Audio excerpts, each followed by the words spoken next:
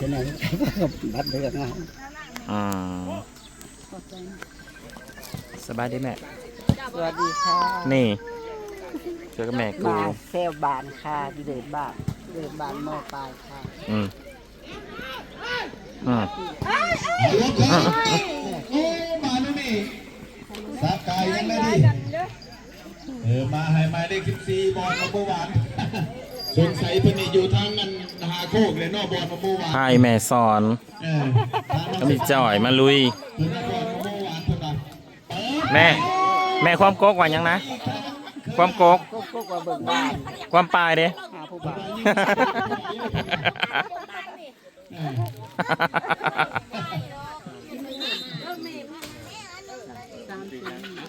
เปลี่ยนตัวรวมเคยมันเมื่อนี่ว่าจะเป็นสิได้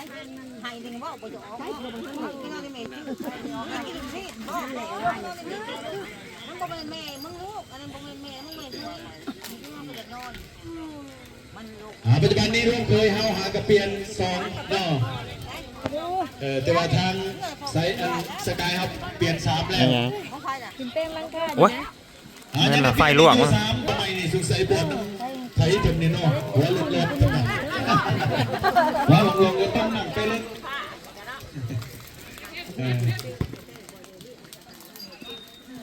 แม่เห็นแน่แล้ว ยานค่ะแล้วเบิ่งก็ปวดค่ะ มาเจอสุกิลาบบ่ต้องการกิน จอยมึงเห็นแล้วเปล่านะ เห็นเปล่าไม้หรือยัง เบอร์ใด เบิ่งอย่าง แซ่เป็นฮอดพุ่งไหนไปนี่ ใกล้ๆนี่บะ แต่หนาวมึง หลอกเคยยามาเกือบไปหมอเป็นยังไปจบไปจริงเลย ระวังเลย เต้ค่ะกระไตง่ายเด้อไม่ได้เต็มเลย ทำมันเตะค่ะนัดเด้อเดินเส้นปฏิคม เขาเบรกแข่ง ป เขา ฏิคม เป็นการโยน เขามาท่าลงไป เอาลงมาหมายเลข19สักกายเป็นมาให้หมายเลข18ลุงเจริญเติมมาให้น้องบอลมาเมื่อวาน เป็นกีฬาชุมชนพี่น้องเอ้ย หมายเลข14กีฬาชุมชนเขา เสียง ประตูจะคล้อง อีแม่กรีดดังๆเลย น้องตีหมายเลข4แบบพยายาม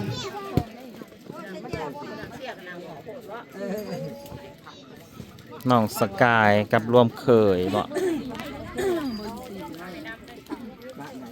เปิดไปหมายเลข55ถือว่าลูกนี่ยิงอากาศถูกหมายเลข15ถือบังจากถืออา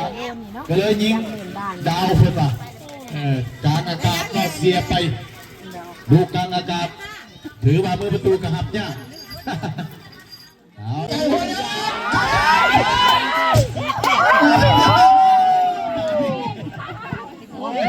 เกลือไปโค้งกันเพิ่นมาขอโทษได้หลายขาหยุดเนี่ยมันเอาขึ้นมาทันเพิ่นมาบ่เป็นยังเจ้าบ่เป็นยังเนาะแรงเข้าไปถือว่าเอาโบยูกาเอากันดูขึ้นนี่ถือว่าเป็นน้ำใจนักกีฬาของเราเนาะขอสุขใจมีน้ำใจนักกีฬาจับมือถือแขนถือว่าทักทายสบายดีกันก็ถือว่าบ่มีปัญหาเนาะลูกหลานเราอยู่ในเกมเอาย้อนกลับมาหาหน่อยบอกมาเมื่อวานบอกว่ายิงไปถือกระจุกจอดคือล่ะยิงเลย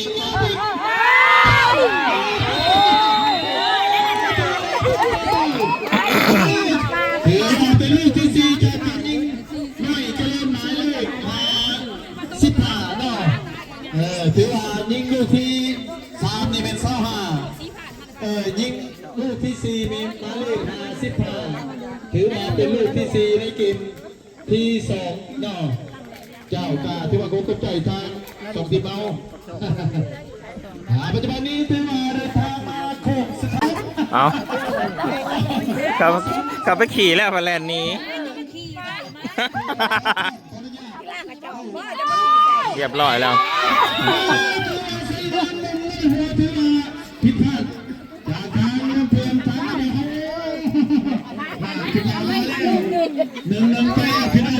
น่นอนชื่อแล้วนะมา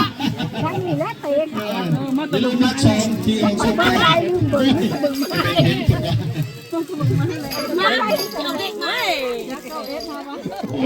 โดดสิอ่ะลูก เรื่องต่อไปน่าสงสัยครับเบอร์ประตูให้นี่พี่บอกกันเอาไปเป็นยัง ใช่ไหมเมื่อตะเบิ่งม้าขี่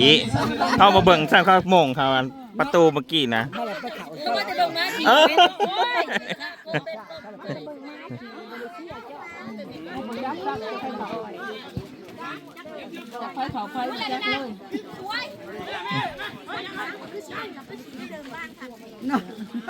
คนเท่ๆอยู่เนาะอาชีพเนี่ยประเทศดอก ดันไปส้มกันแล้วบางนะไม่นอนบ้าน เออมันไม่มันไม่เพ โดดกูเดียว เป็นบ้านของชายเดินหมายเลข10เดินนะโน่นจ่ายมาให้กับตู้หมายเลข30โอ้ยพี่ป้าหมายเลข39สงสัยนักขาตู้ยิงตะแคงโอ้โหแตก มา สงสัยเป็นผู้สาวน้อยอยู่ในเป็นไม้กระจักนี่เนาะยิงเสร็จผู้สาวน้อยได้เนี่ยหมายเลข39เนาะประตูอยู่ไกลๆสงสัยยิงสาวน้อยเป็นหน่อชมกันเอามาเป็นอย่างนอกผิดพลาดเอาไหม จะมีเบิ่งมาจังหวะกูยันมือคอกับเฮือกเบิ่งมา ของคุณอักภาคค่ะมันก็เพิ่ม เอาลูกเรียนนั้นนะบอล มันเฮิมย้อนม้าขี่ หมายเลขมีทุนนี่ยังดินได้ดีเนาะไปทางนั้นเธอตั้งเกมมาหมายเลข10ดูได้เลยเติมมาหมายเลข39ท่าน้ำมี39ใส่นี่รักใส่ด้วยกันเปิดไปทางปีกใส่ไหนเปิดใส่เดือนยืน1 2ใส่เดือนยืน1 2หมายเลข10ก็สมาธิได้ทางนั้นเอาเลยเพิ่มเติมไป นั่งนี่ในตู้โอ้ยสั่งช้าเลยลูก เป็นการโยนทางใส่นิรันดร์ใส่นิรันดร์หมายเลข19จ่ายมาตั้งตีกันหมายเลข14 เลยข้างหน้าขึ้นหน้าพวก จากพาสเตขี่ม้าใส่หนาพาแล้วมัน หมายเลข68ใส่นิรันดร์ต่อมาหมายเลข11 แม่ย่านสเตขี่ม้าใส่หนากันอยู่ อีลีนั่นแหละเนาะยันเตขี่ม้าใส่หนากันอยู่ ไปได้ลูกกระปุก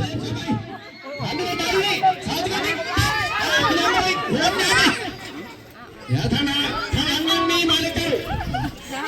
โอ้ยนาบาฮาโลเพลนหยุดนาบาหัวหน้าบาตัวเรื่องนี้คือว่าบอเขากอบทางนาบอ เงินไปให้เขาบ่ ไปได้บ่ ถือว่าผิดพลาดไปวันทองเติมมาหมายเลข10เดินนะเ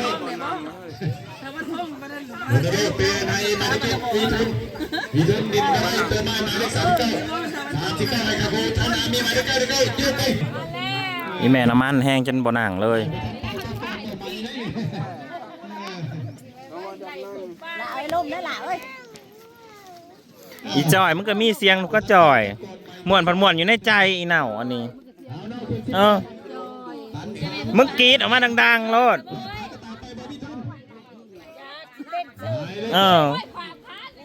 บ้านเขาโก้กินมีแต่เฮาได้เต้นทีเดียว เรียบร้อยแล้ว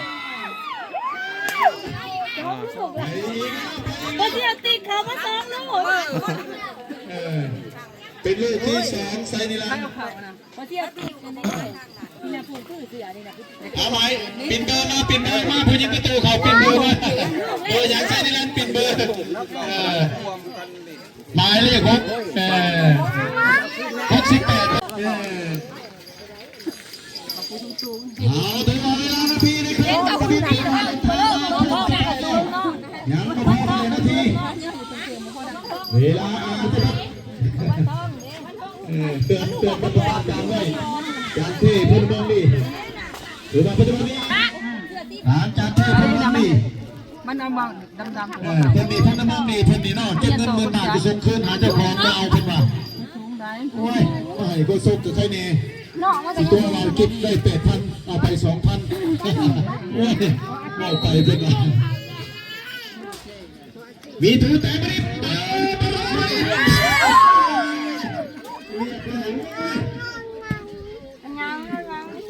เอาบานมาล้อละบานโอ้ยเด็กลูกบานน้อยเอาบานเขาเดินมันสิลงกันโอ้ยประตูเขาดีเนาะถือว่าทำได้ดีถือว่าส่งทางลูกเพื่อนนะบอกเอาบานอยู่ในเขตของทางไซนิรันดร์กันค่าไซนิรันดร์กันค่าหมายเลข10เติมมาทางตรงกลางหมายเลข9ยกกระป้าหาปีกกลัว39หัวเงาไปยังในบานเตะมาหมายเลข14หัวเงาไปวิทุนไหนหมายเลข9หัวเงาให้วิทุนในบานยิงได้ในบอลวิทุน1-2วิทุนยังเล่นไม่ดีถือว่าเต็มเท่าเลยพนันขอโทษเวลายังไม่ดีแต่ทิศทางไม่เข้าใจออกทางสนาม75ไป75.2โอ้ยเจ้าดิเต้โบแตกไงวะยังมาเตะ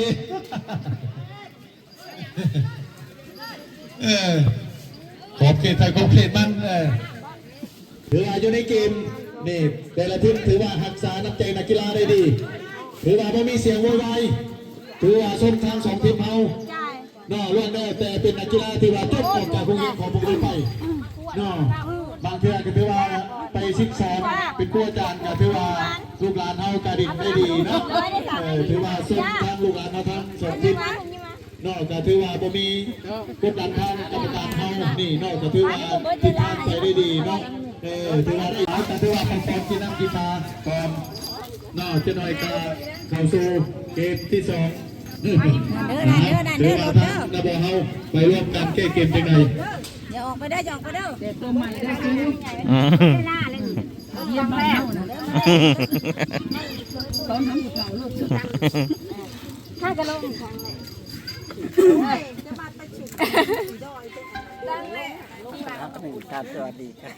เป็นยังไงม่วนเยอะ นวดอยู่พ่อเบิ่งม่วนมาคือบ่มีเสียงบาดที่เสียงแม่ทั่วพุทธนี่สอนมาดูจ้อยโอ้ยหนาวมึงยังไปดีมันเป็นต่อจะเบิ่งม้าขี่จะเป็นบ้าน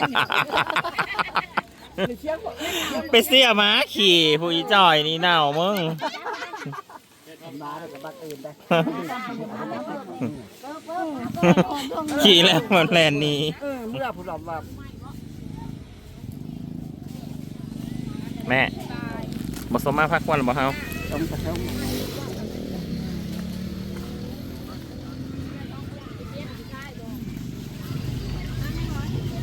สมมาพักวันเขาหัวเขาสวนแค่นั้นเอาวะ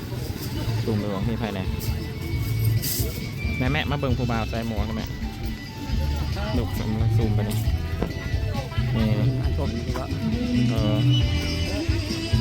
คุณอาผัวยายสอน